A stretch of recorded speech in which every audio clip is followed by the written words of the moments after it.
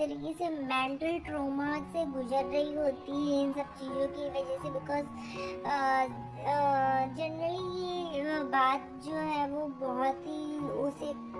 परेशान कर रही होती है कि वो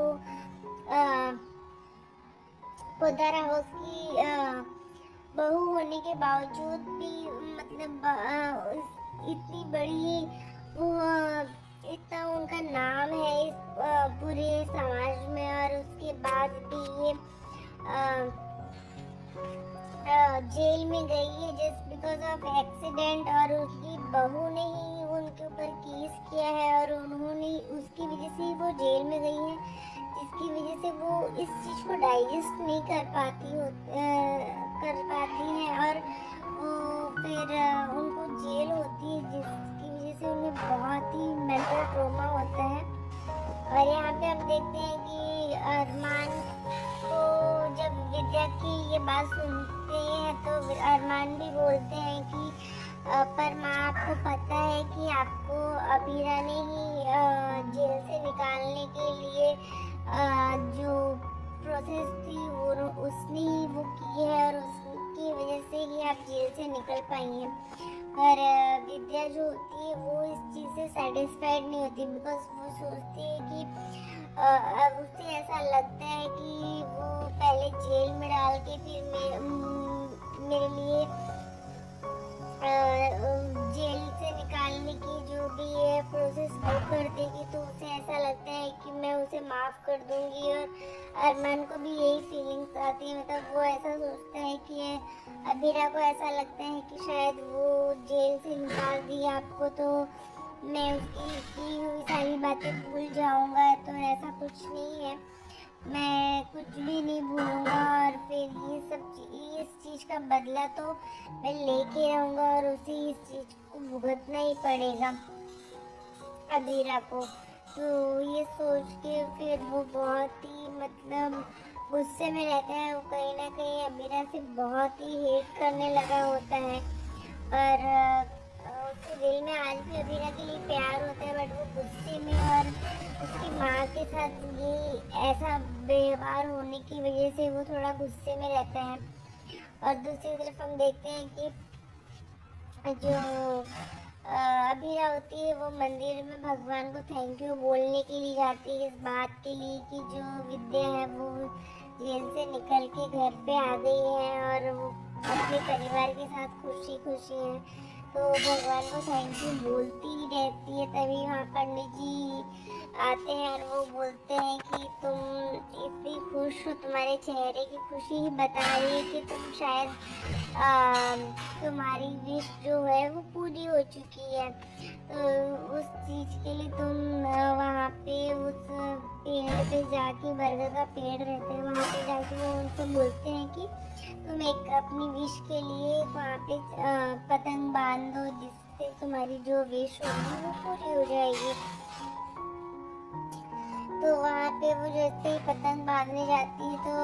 अरमान भी वहाँ पे पतंग ही बांधता रहता है उस पेड़ पे। तो अरमान को अबीरा जो होती है वो देख लेती है और वो उससे बात करने ही जाती है, तब तक अरमान जो होता है वो उसे गुस्से में बोलता है कि तुम अब ये मत सोचो ना कि तुमने मेरी माँ को निकाल दिया है जेल से बाहर, तो मैं सारी चीज़ें तुम्हारी की हुई भूल जाऊँगा, वो बिल्कुल भी कभी नहीं होगा। और अब ये चीज़ें कभी भी नहीं बदलेगी, और तुमने ही इस चीज़ के लिए शुरुआत की थी ना, तो अब तुम्हें इस चीज़ का भुगतान तो करना ही पड़ेगा। तभी वहाँ पे सुरेखा आ जाती है और वो उसे बोलती है कि अरमान बीरा ने ये सब चीज़ें जानबूझ के नहीं किया है। तो यहाँ पे हम देखते हैं वो उसे समझाने की कोशिश करती है, पर अरमान उसकी एक भी बात नहीं समझता है, और फिर वो उसे गुस्से में चैलेंज करके चला जाता है कि अब तो तुम जो भी तुमने किया है उसका भुगतान तो तुम्हें करना ही पड़ेगा। तो वो वहाँ से गुस्से में चला जाता है, और यहाँ बीरा जो होती है वो बहुत ही परेशान हो जाती है और रोने लगती है। सुरेखा जो होती है उसको समझाने की कोशिश करती है, पर वो उसकी भी बात नहीं समझता, ना ही सुनता है। तभी हम देखते हैं दूसरी तरफ की जो वीरा होती है वो गुस्से में मतलब वहाँ घर पे जाती है और वो अपने आप को ही कोसती रहती है कि ये सब चीज़ें मेरी वजह से ही हुआ, मैंने ही ये सब चीज़ें किया है। तो उस वजह से उसे ऐसा लगता है कि सारी गलतियाँ मेरी ही है। और दूसरी तरफ हम देखते हैं कि अभीर जो होता है वो सारी चीज़ों को वापस से देखता रहता है, याद करता रहता है वो चारू के बारे में। और तभी एक अपना जो मैसेज रहता है जो फ्रेंड्स से भेजते हैं तो वो उसमें से निकालता है। वो एक उसमें चारू का शायद नंबर होता है तो वो उस नंबर पे मैसेज करता है, मतलब उसका टेक्स्ट देखता है तो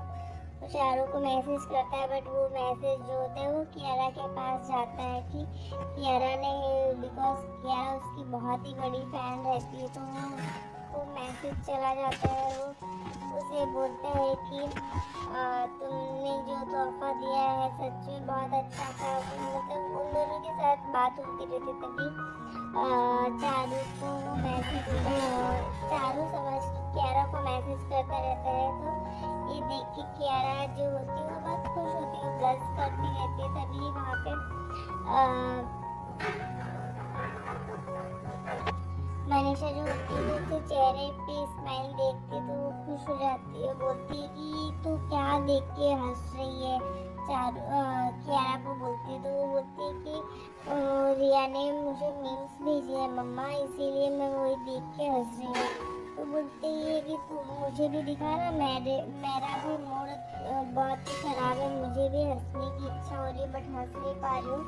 तो भी वो दिखा मीम, मैं भी वही देख के हंसूंगी। तो वो